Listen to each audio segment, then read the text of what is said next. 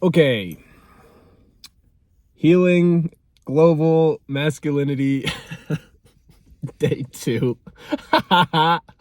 uh no, not healing global masculinity. Having struggled with things that I think a lot of guys and masculine people out there struggle with, but having developed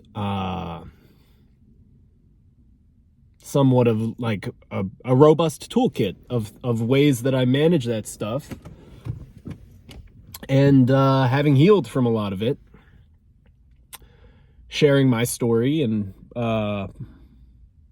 stories, and also like what that toolkit looks like, what those practices are, just in case anybody out there, like, how they show up, they realized it doesn't work for them, and they're open to trying some stuff that I'm willing to put out there because it works for me. Let's see. So yeah, let's talk about I guess moving out of like hating yourself, thinking that you're like some horrible monster, or however you frame it, moving out of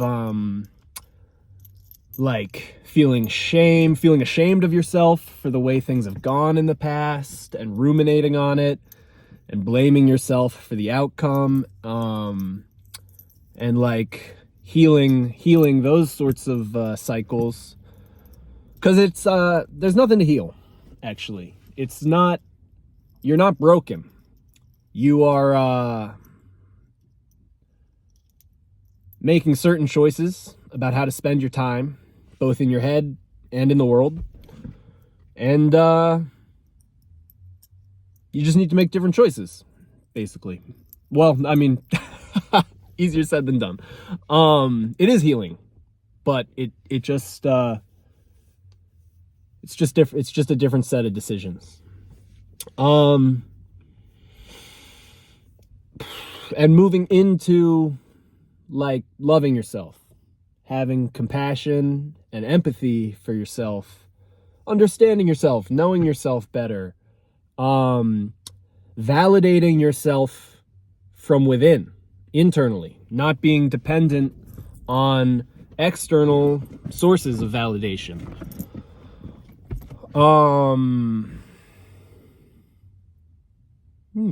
Yeah, so sounds great, right? How do you do it?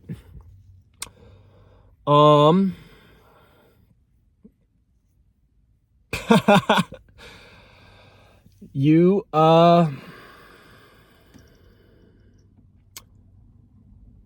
the shame thing, blaming yourself for how things turned out in the past, fearing that if you try again, the same thing will happen, and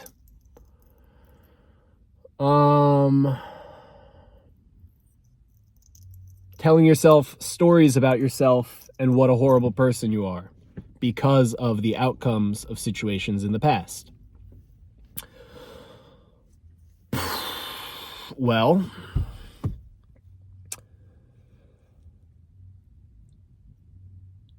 it's not just that.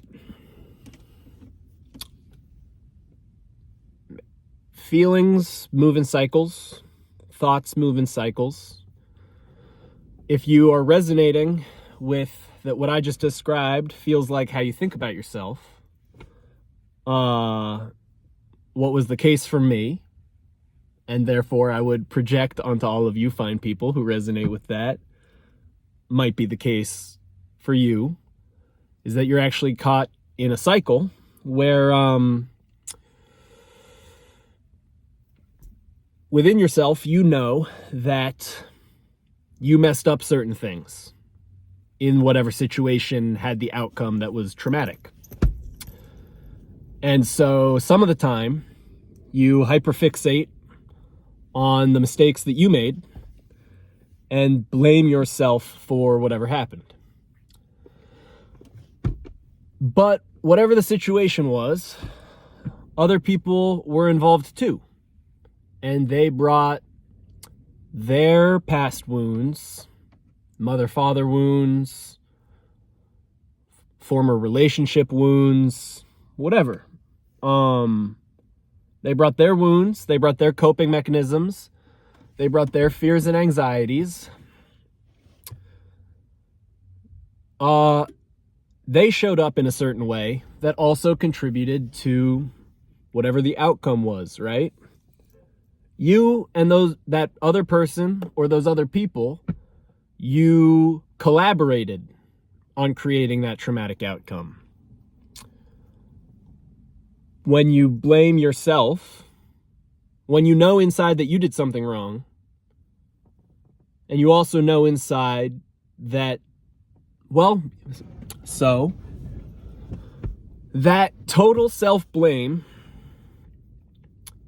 is sort of narcissistic.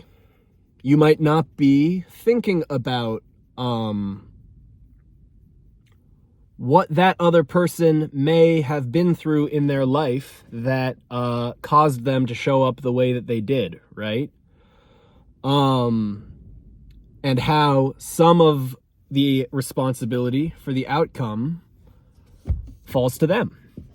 But in your body, you know, within yourself, you know, they did this, they did that, they did that.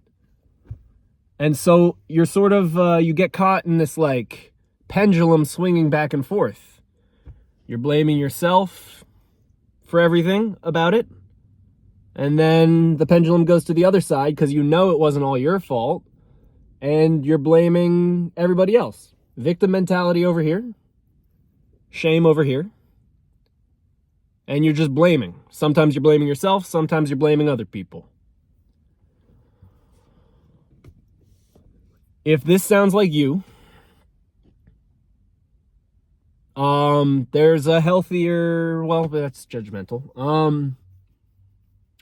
Be open to the accountability being shared among everyone involved, right? Like, don't be looking for who is to blame. It was a collaboration. You all got to that outcome together.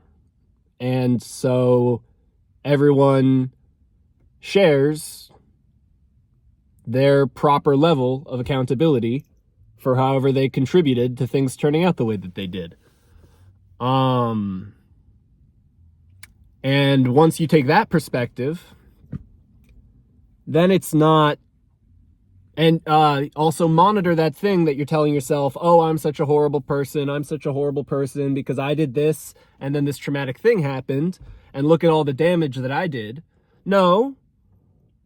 Someone that didn't have the wounds that other person had might have responded differently to the mistake that you made, and then the outcome would have been different. So it's not all on you. You're not that horrible person. You're not some monster.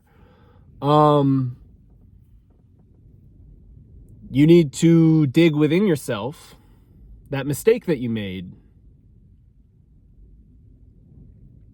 You need to figure out the lesson of it. Whatever fear or anxiety, fight or flight response, whatever the case may be, whatever's going on in your subconscious, that mistake that you're blaming yourself so much for, you can get to the bottom of why you did that. And you can learn how to not, you can break that habit. You can form a new habit, you know? You can make different decisions. You can let the mistake that you made in the past and what it cost you motivate you to show up differently.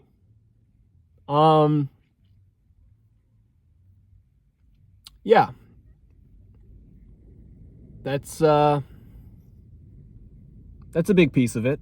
I mean, there's a lot more to loving yourself, I guess. But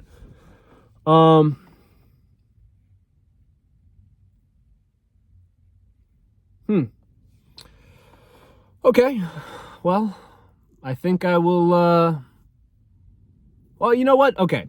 Let me just recommend some stuff that says all this stuff maybe a little better and more clearer than me just like ranting in my car. My therapist, when I was like 19, 20 years old, put in my hands a copy of the book The Gifts of Imperfection by Brené Brown. The perfectionism thing, too. That's like a huge piece of the shame. Yeah. I'll have to give it some thought on how perfectionism plays into it, even though I just reread that book. But Daring Greatly by Brené Brown, I've also read that one. That one is great. If you don't want to read Gifts of Imperfection, it does catch you up on some of the concepts from that.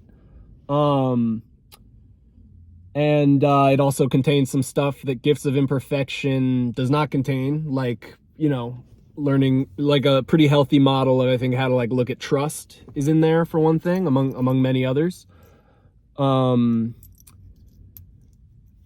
Yeah, she definitely, that therapist and the Brené Brown sort of model of wholehearted living, that definitely, after sort of my ego death, where I accepted that I didn't know the first thing about living in a way that was authentic to myself and that was gonna fill me up, you know? Learning the Brené Brown model definitely sent me on this path to where, like, now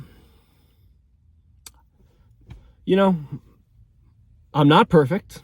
I've embraced the gifts of my imperfection, the gifts that come along with self-awareness about my shortcomings and flaws, one of which is the ability to work on them with a growth mindset. Maybe I'll get into growth mindset, fixed mindset at some point.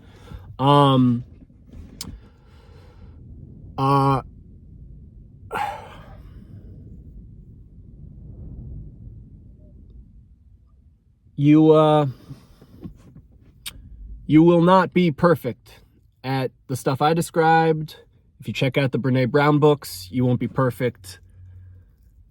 When I first started it, I had like a few weeks or a month or maybe a couple months of just like free, didn't need to do any subsequent work, feeling great. And then I messed something up again and came crashing back down.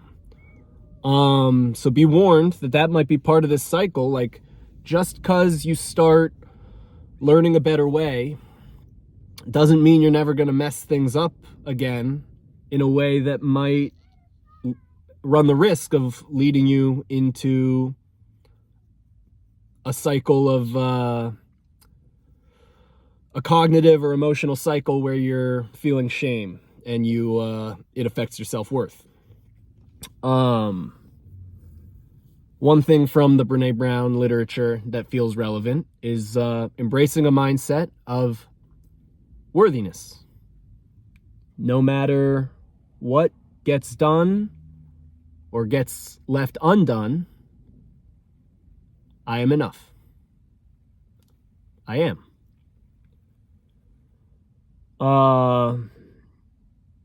You are enough. You're good enough. You're good looking enough. You are smart enough. You are funny enough. You need to look yourself in the mirror and say it. All right, now I feel like I'm just rambling. I lost the plot, guys. I lost the plot. I hope that this video had helpful parts. I am very okay with how imperfect these videos will probably be. I'm just doing my best. I'm new at this. Starting this channel is practicing a new level of loving myself for me that's foreign to me, of putting it out there the ways that I think, you know, I was hiding behind an armor of only sharing this stuff with friends or people I would come into passing conversation with who seemed receptive. just broadcasting it to the world. I'm out here being vulnerable with you guys, if this is reaching anybody yet. So, you know, don't think that I'm standing at the top of some mountain, like preaching down at anybody. I'm still very much climbing this same mountain myself. All right. Hope that helped a little bit to somebody. Peace.